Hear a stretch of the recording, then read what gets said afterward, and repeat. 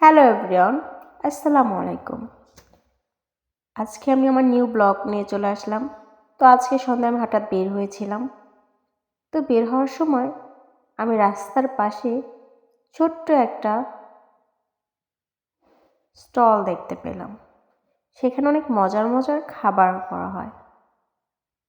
আমি চুজ করলাম চিকেন পুলি।